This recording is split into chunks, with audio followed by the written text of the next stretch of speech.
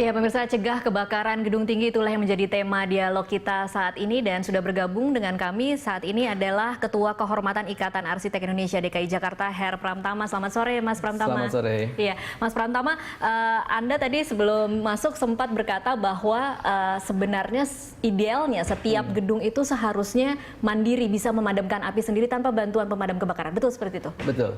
Jadi setiap bangunan yang dirancang itu sudah harus bisa memikirkan bagaimana pada saat suatu kejadian.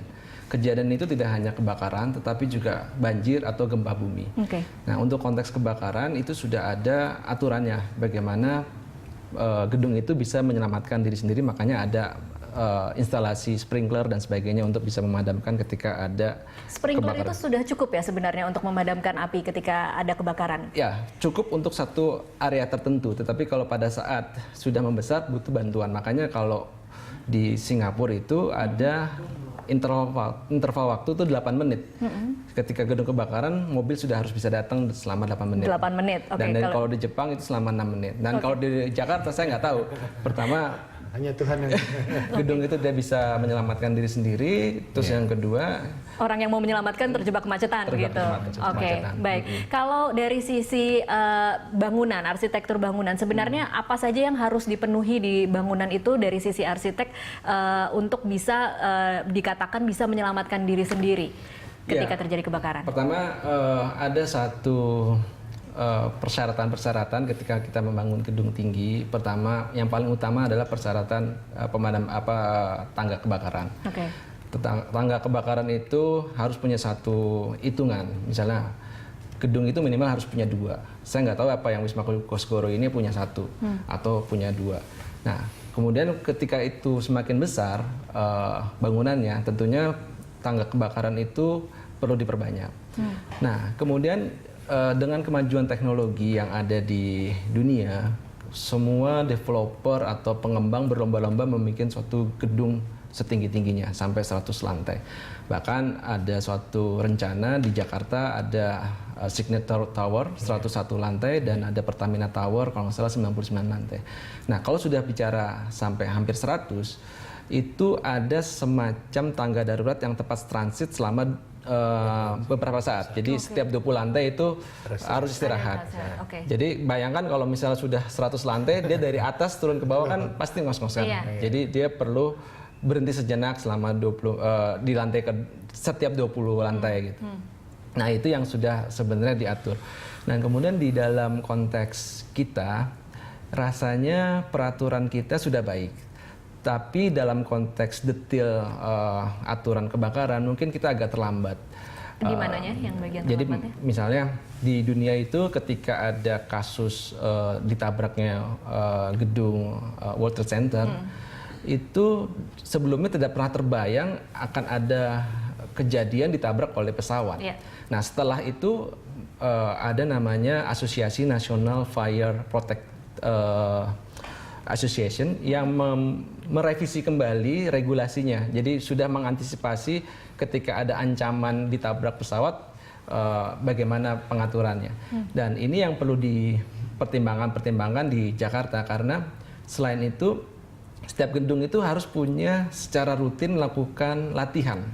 Latihan apakah 6 bulan sekali atau 1 tahun sekali. Dan ini mungkin kita jarang sekali mendengar gedung-gedung di Jakarta. Meskipun tidak bisa digeneralisasi bahwa semua gedung tidak melakukan simulasi begitu kan. Mungkin ada gedung-gedung yang bisa juga melakukan simulasi. Pak Yayat geleng-geleng. Tidak percaya ya Pak ya? Tidak percaya? Nggak percaya, karena sebetulnya itu kan harusnya ada keaktifan dari para penyewa atau pengguna bangunan juga. Dia harus terlatih. Artinya dari sistem early warning systemnya kan, perangkat alatnya berjalan atau tidak, terus ada pemandu. Kadang-kadang di kita ini, mohon maaf ya, di beberapa kantor gedung pemerintah itu tangga evakuasinya itu tertutup sama rak-rak buku, sama itu yang kadang-kadang kita nggak terbiasa dengan persoalan kebakaran. Jadi kadang-kadang ya menempatkan sesuatu tidak pada tempatnya, sehingga ini ketika terjadi kondisi darurat, itu menjadi proses hambatan. Nah, yang kedua tadi saya sependapat bahwa audit bangunan itu bagaimana persoalan-persoalan pengawasan pengawasan. Kita kan sekarang tadi ada lebih dari 178 bangunan yang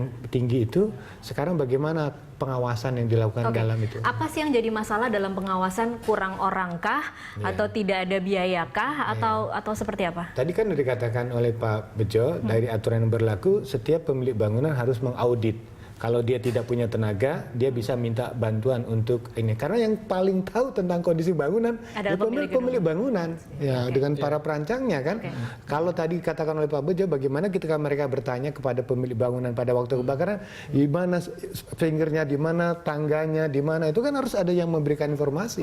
Jangan sampai ketika petugas datang yang menungguin bangunan sama sekali tidak bisa menunjukkan. Nah ini sangat membantu, maka saya kira setiap lantai bangunan harus ada semacam gambar atau informasi. Kalau terjadi kebakaran gimana, di mana titik misalnya ada selang pemadam kebakaran, di mana tangganya, bagaimana prosesnya. Itu kalau tidak ada dan tidak ada memandu, repot. Kalau boleh kasih masukan dari sisi peraturan apa untuk pengawasan terutama apa yang perlu ditingkatkan agar bangunan-bangunan lain kita bisa merasa aman begitu? Ya, tadi sudah dikatakan, perda bangunan gedungnya sudah ada. Di situ juga ada aturan tentang sanksi. Nah, pertanyaannya kalau terkait dengan masalah audit dalam internal bangunan kan, pemilik bangunan yang harus aktif melakukan itu. Nah, sekarang yang harus kita ingatkan dari peristiwa ini, apakah pemilik bangunan ke depan itu berani secara terbuka mengatakan gedung saya aman, nyaman, dan bisa digunakan oleh masyarakat.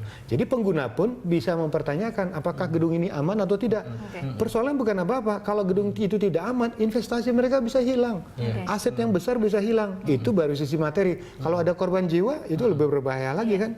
Jadi pemilik bangunan jangan hanya mengejar pada sisi keuntungan saja ya dengan menyewakan bangunan saya, tapi juga harus memberikan aspek pelayanan. Dan harus ada semacam manajer bangunan. Semacam ada pengelola bangunan di lantai dasar atau apa yang tempat orang berkonsultasi, mengecek setiap hari, mengaudit.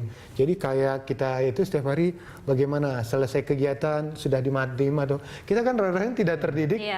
Itu urusan office boy lah tentang mematikan lampu. Nah itu sebetulnya tanda tanya bahwa smart building juga makin bagus untuk kita kembangkan. Jadi otomatis dia akan mati dengan sendiri. Tapi pada bangunan-bangunan lama yang sampai sekarang belum secara otomatis bisa dilakukan, kadang-kadang kita menyerahkan keamanannya dan perawatannya kepada petugas-petugas bangunan. Yang mungkin di situ ada persoalan pengawasannya sangat lemah. Saya sebelum break lagi akan ke Pak Subedjo sebentar. Pak Subedjo, kalau boleh kemudian mengutarakan apa yang jadi kendala, karena kemarin ada juga yang suara-suara yang mengatakan bahwa ini tidak bisa cepat dimatikan karena peralatan yang dimiliki atau kemampuan pemadam kebakaran itu memang tidak sanggup untuk memadamkan kebakaran di gedung dengan tingkat yang setinggi yang kita saksikan kemarin. Kalau boleh dijabarkan, apa sih sebenarnya kelemahan-kelemahan dari pemadam kebakaran saat ini kalau memang peralatannya mesti harus ditambah, Pak Bejo? Ya, jadi gini Mbak, jadi kalau untuk konsep penanggulangan kebakaran pada bangunan tinggi, tadi disebutkan harus ada yang namanya prinsip swalindung, jadi self-protected principle ya. Jadi ibarat perahu di tengah lautan, dia harus bisa melindungi dirinya sendiri. Nah, masalahnya kami Dinas Penanggulangan Kebakaran yang akan melakukan pengawasan dengan melakukan verifikasi ketika dia sudah mengaudit bangunannya, kemudian melaporkan ke Dinas Penanggulangan Kebakaran. Nanti kita adakan verifikasi apakah laporannya itu benar, karena secara random kita lakukan pengetesan di lapangan. Itu yang itu sebagai salah kalau satu itu dilaporkan pengawasan kepada Dinas Pemadam Kebakaran, harusnya kondisi beberapa instrumen tidak bekerja sudah diketahui oleh pemadam kebakaran sebelum kejadian kemarin. Ya, dia kan kalau ketika dia audit sendiri bangunannya, ternyata menemui beberapa permasalahan di proteksinya, dia otomatis harus diperbaiki dulu, gitu kan.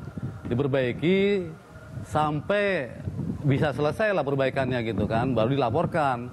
Atau kalau memang dia merasa yakin dengan apa yang sudah dia periksa, ternyata dari pihak pemerintah dalam ini Dinas Penanggulangan Kebakaran merasa kurang yakin, ya kita lakukan verifikasi ulang untuk aspek tertentu, tapi nggak total seluruhnya gitu. Oke, Pak Bejo, terakhir sebelum mungkin Anda meninggalkan lokasi, bisa kemudian Anda berikan himbauan kepada gedung-gedung lain. Seperti apa pengawasan yang harus mereka lakukan atau alat-alat apa yang harus mereka lengkapi agar tidak terjadi seperti apa yang terjadi di Wisma Kosgoro? Ya, saya menghimbau bahwa untuk bangunan menengah tinggi, saya yakin di Jakarta dengan proses perencanaan TPIB dia memiliki semua sistem proteksi yang dipersyaratkan. Masalahnya tolong dipelihara dengan baik, dia dilakukan audit internal dan dilaporkan hasilnya ke Dinas Penanggulangan Kebakaran. Nanti kita lakukan pembinaan lebih lanjut. Oke. Baik, terima kasih Pak Subujo untuk waktunya bersama Prime Time Talk, dan pemirsa tetaplah bersama kami. Prime Time Talk masih akan berlanjut dan masih membahas tentang cegah kebakaran di gedung tinggi.